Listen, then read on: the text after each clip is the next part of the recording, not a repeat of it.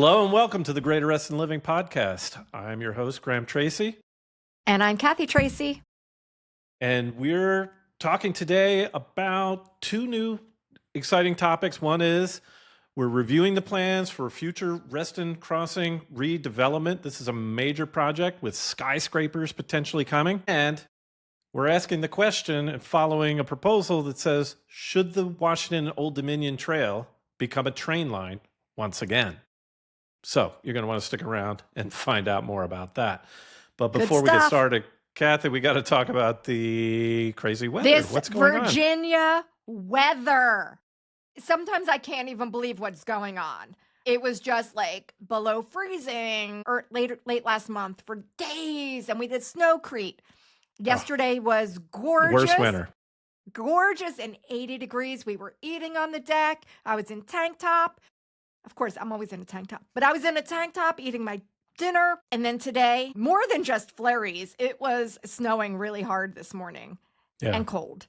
I think this was the worst winter in 30 years since basically we've been in Virginia. It's terrible. Right? Yeah. And I got to tell you, like, I remember one other winter. Of course, we had those blizzards and things like that, but they're kind of fun.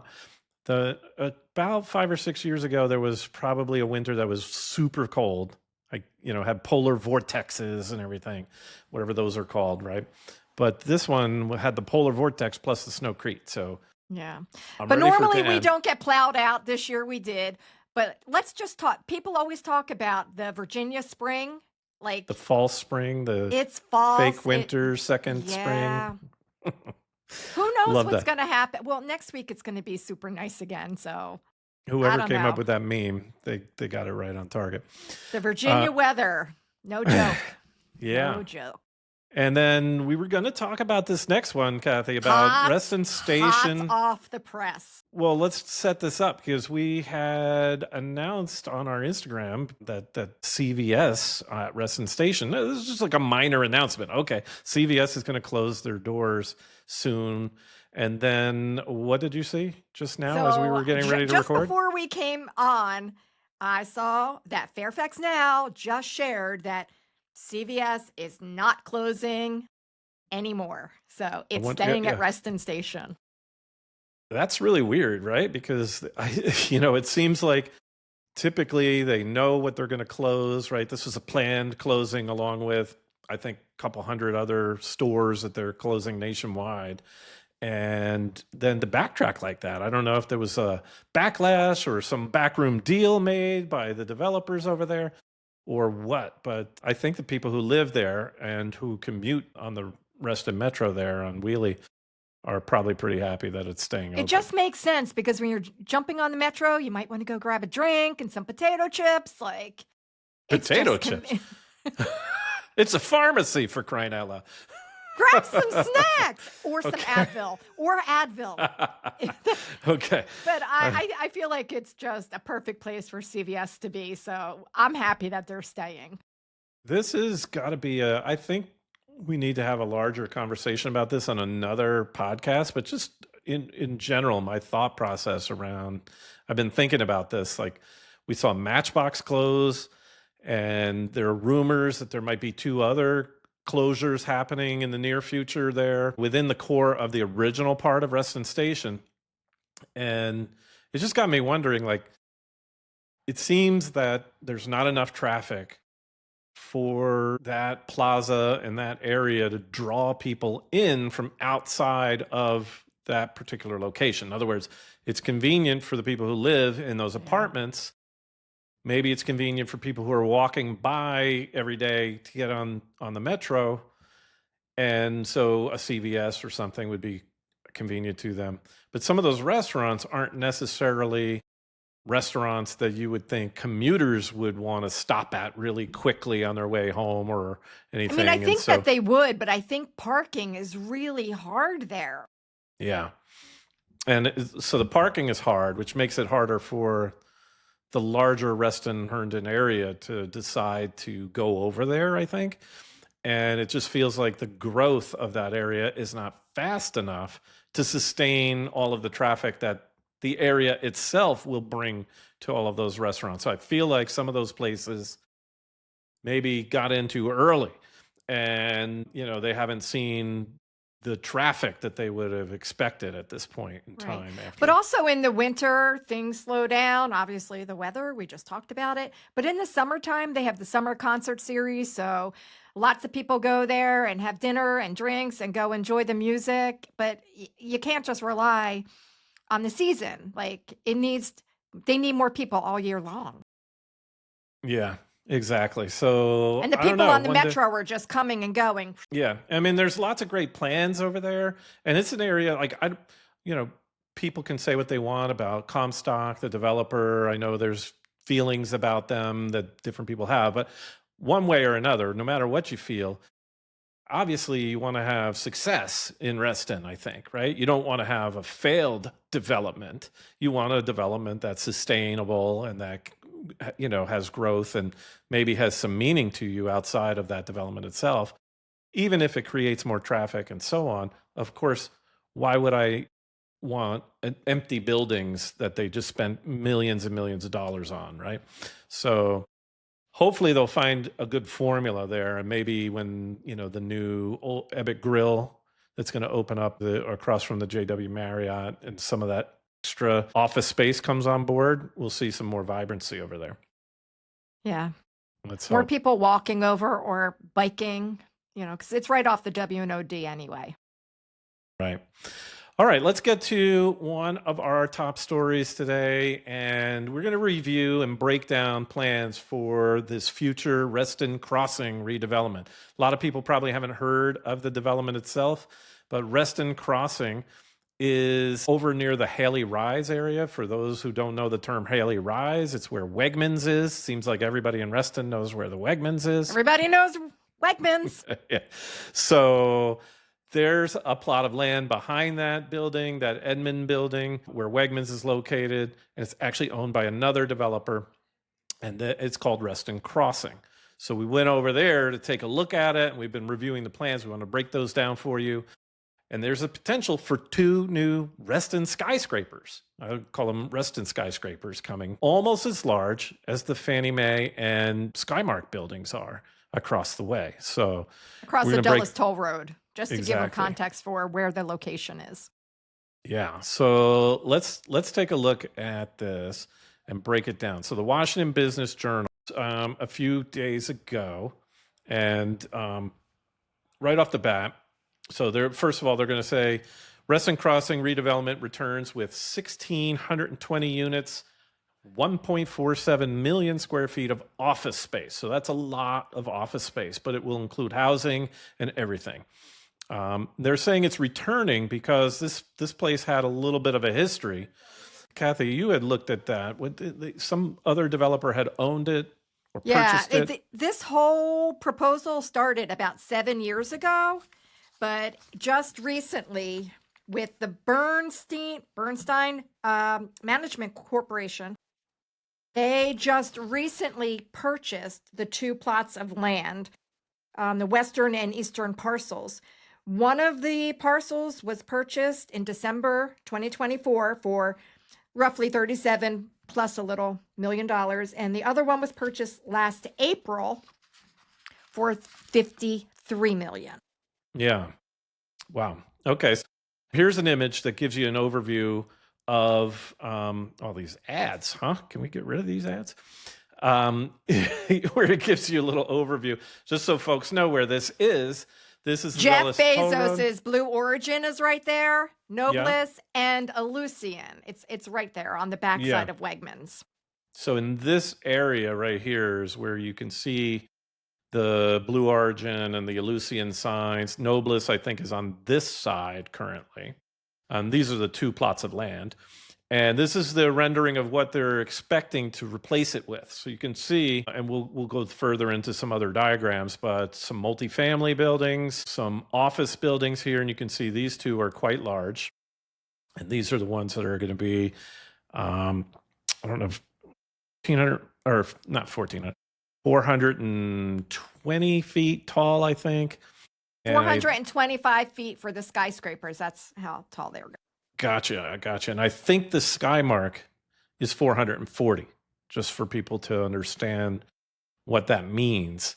And even these other apartments, I think they're going to be about the size that you see already for the Edmond and the Arbor, which are the two that are part of Halley Rise, where Wegmans is and Panera is for anyone who doesn't live there. So let's get into this one a little bit and go into some of the detail here. So first of all, the developers are talking about how Reston Crossing represents a rare opportunity to create a more connected, walkable district with meaningful open space and a mix of housing, office space, and neighborhood serving uses, right? So it's classic mixed use concept.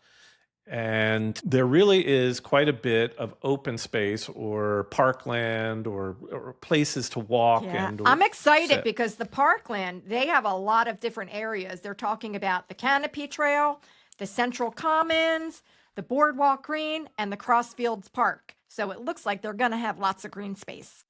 Yeah. So there's going to be, people come spilling out of those offices are going to want to have some place to go. People who live there want to have some places to go. And then the retail space there as well, they emphasize the fact that they wanted to make sure that the retail itself was going to really focus on the people who are living in that area so that those people didn't have to leave the area as often as they might otherwise. They could walk over to, the corner store type of thing. Obviously we're early, so we don't know what kind of retail is going to be there, but they emphasized local serving retail, which I thought was good. Here's one thing that I think I really appreciated. I saw that Fairfax County Supervisor Walter Alcorn, who represents us here in the Hunter Mill District, said something about this, basically saying that the previous plan was more inward facing. So the developers that had it originally, before they sold it to the Bernstein Group, they had a plan. The buildings looked nice and everything, but that plan was more self-contained. And I think Walter Alcorn has been pushing the idea that a lot of these new developments need to start integrating more with the larger community and not being so self-contained. So I appreciated that. And so in this particular instance, and there are some diagrams that we can go through that show you how, this will tie into Halley Rise a little bit more in a more connected fashion. And so a lot of people were talking about the idea that, isn't office space dead? Why are so many office buildings going up in Reston? And the answer is, office space is not completely dead, but quality office space is where there actually is still growth. And that office space tends to be transit oriented. So here's a quote from one of the attorneys that helped pull together the justification for this development. Said, while office demand has softened in some markets, transit oriented and transit adjacent mixed use environments, such as this property, remain well positioned for long-term success. So, and that seems to be borne out by the success of Reston Town Center, which is close to 100% leased out at this point. And Reston Station, in terms of the office, I know we just talked about maybe some of the retail struggling a little bit, but the office space is maxed out over there as well, or close to it, from what I've read in the past. Right. And then we always have people talking about affordable housing. So we talked about that there is going to be 1,620 residential units. But I also wanted to share that 16% of those will be set aside for workforce and affordable dwelling units. Yeah. So everybody's always talking about affordability. So at least some of them will be affordable. And then 59 units to be exact. Yeah. And we talked about on the last pod as well, or was it the last one or two podcasts ago, where, any new housing, whether affordable or not, will free up other affordable housing within the area. So more housing is going to be good in terms of easing on pricing in this area. Right. And just now they're parking lots and it's pretty empty, but it's right near the metro. So you have to pay to park. So you can't just go and park and jump on the metro. Yeah. And this is also where they're going to be doing the farmers market. That new one that we just talked about, that's starting the last weekend of this month. That's where it is now. Right. And it'll be there for a while because this project This is going to take a long time. is just in the proposal phases, right? Yeah. So we just are getting ahead of things here. So nobody should worry about the farmers market for the near future. And I'm sure there's space for a farmers market to continue in either one, Halley Rise or in this Reston Crossing. In And fact, for I want the parking for the farmers market will be free. okay. Oh yeah. So that's a good addition, even now, right? Yes. No, we don't have to wait for that Because it's on Sunday, so they won't have to pay to park to go to the farmers market. Yeah. Okay, I wanted to show this. This is actually, so we dug into the actual land use proposal documents and the zoning documents and so on. And what we're looking at here is all of the white buildings. So you can get an idea of the profile of them. All of these white buildings are part of the Reston Crossing, those 2 parcels you mentioned that they purchased, right? So we have our apartment buildings, we have some office buildings here with some retail and so on. I think this one is also a multifamily option, but maybe it'll be condos versus apartments. So that mix hasn't been decided yet. But what's interesting here is that they're showing this in concert with the Halley Rise, right? All of these brown buildings are Halley Rise. These are 2 separate projects. And I think a lot of people have been thinking that entire area was one, but they really were owned by separate people and potentially were going to be developed in isolation from one another. So going back to what Walter Alcorn said, these communities need to be integrated and tied together. So you can see that they, at least have some streets that are shared between them and things like that. But it is a pretty large area. I'm guessing this is about the size of Reston Town Center by the time this is all said and done. But a very different type of living than at the Reston Town Center. Here's another view of it from the south side, looking north. So Reston Town Center is across the way here. And then here's a streetscape, like if you were driving down the Dulles Toll Road.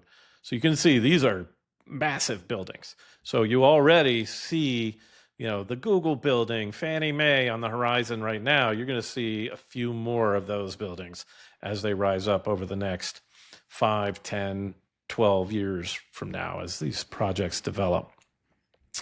So I mentioned the idea that it was integrating better. I just wanted to show this map real quick, where you can see how Reston Crossing, again, these outer buildings, is going to integrate with the existing Halley Rise area, which these are parking lots right now, Block H, Block G, parking lots. Block E, I think, is maybe some old buildings.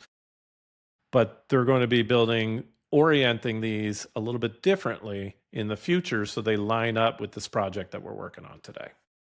And then you have this grid pattern and this little rotary that kind of spills people into the eastern or western sides of the development. I lost the share. You got to tell me. Graham, you lost the share. There you go. Thank you. Just wanted you to know. Great. So there you go. I see it right there. Right. Well, this is what I was sharing. Hang on. This is what I was sharing.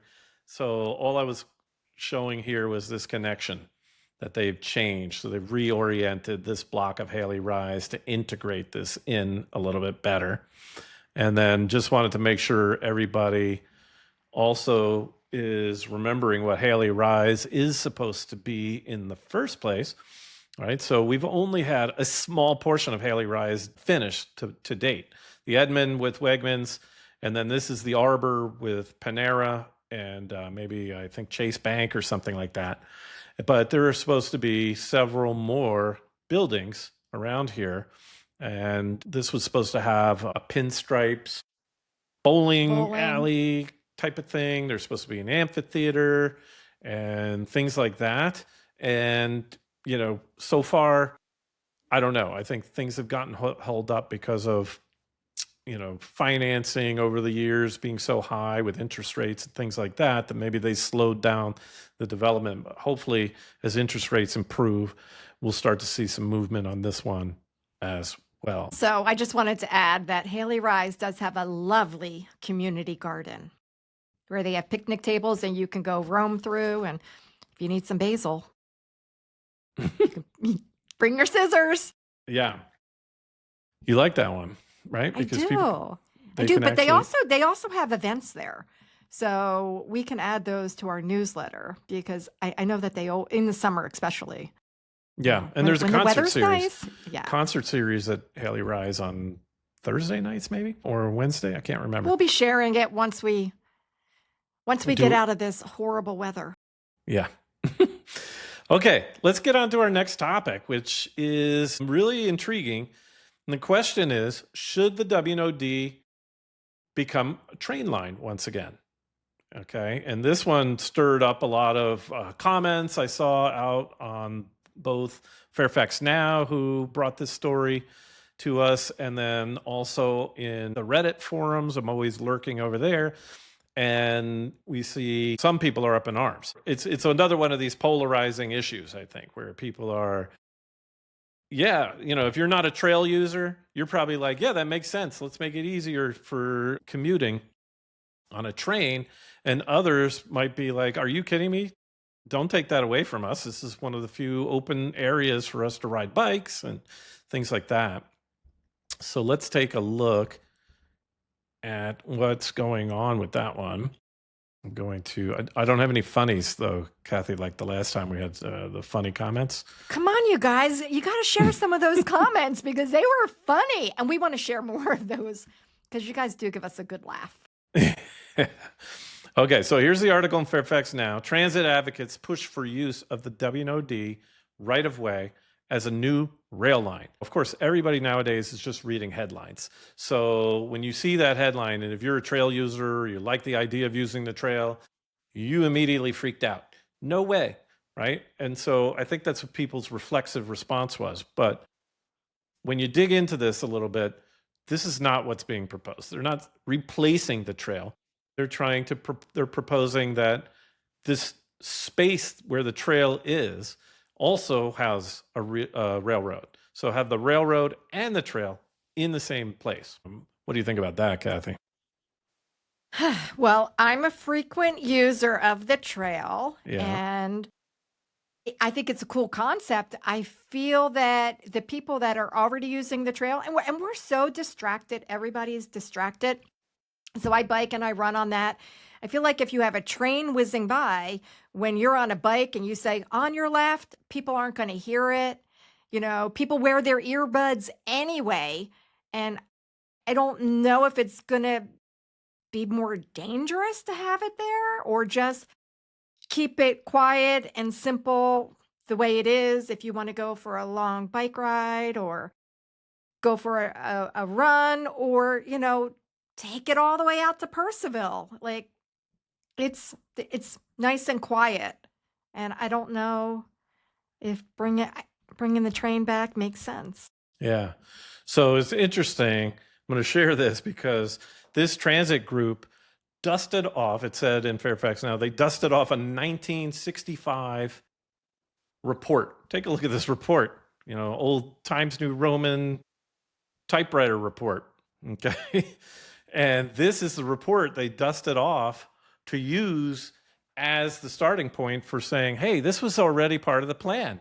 So even though the W&OD had been stopped at some point, right, didn't seem viable when it was being used to move farming equipment back and forth and produce from the farms that were out in Fairfax and Western and Loudoun counties, right? So they stopped the rail line and made the trail, and then immediately was proposed a new railroad line. So that's this plan that they've dusted off.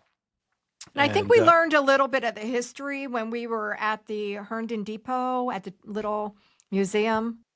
They talked about how the dairy farmers would transport their stuff up and down to get it to where it needed to go. So there's this advocacy group I'm sharing now, novatrack.com. What they say the plan is. In fact, I want to go to the main page just so you can see how they're trying to show this, where we have the existing Silver Line for the Metro that goes out now to 2 stops in Ashburn after Dulles Airport. And this is where the W&OD line that they're talking about would come in. It It would be a rail line that goes from Purcellville, potentially even further west, linking through Hamilton, Leesburg, and essentially along this Route 7 corridor, right? Down in through the Reston Town Center, down through Vienna, and over to East Falls Church. And then basically allow you to link up with the metro, either at Reston Town Center or at East Falls Church, to take it into DC. And there were even some ideas of making this, you could potentially maybe even bypass some of these so that it goes as a expressway to get into DC. But that's even further down the line. So I think the problem I see, Kathy, is that this is going to be like it's going to take away users from the Silver Line, right? So the Silver Line is just out there finally getting some traction. We had COVID. Then the ridership drops off dramatically. It's just been building back up to where it was pre-COVID, and it was still brand new right before COVID. So it's been struggling, the Silver Line, to live up to what it was expected. And I just don't see how you add this new train line and that doesn't hurt the But it is existing. going to a different area than where the Silver Line is. But the Silver Line is, people are actually seeking it out. I know I have people that are moving into the area. I just had a client this past week that was like, they were like, we want to be walkable to the Silver Line or within a mile so we can walk or bike there. So a lot of people are looking to be right there. So it's an easy commute. So Yeah. I feel like people are using it more and more. Right. So I think a lot of people don't realize, though, just to go back to this plan a little bit, but the idea is to have rail and trail side by side, because they're saying that in most parts, in actually probably most or all parts of the W&OD line, there is 100 feet of space. So And it's wide enough. Right. Most of the time we were thinking, as users of the trail, we don't realize how wide the space is that's owned by the government and the Northern Virginia, whoever's running the Northern Virginia Park. I'm going to throw this out there. We do have, there are parts of the W&OD where it's for horses, equestrian. So is it going to be taking over that part? I mean, will there still be able to ride there?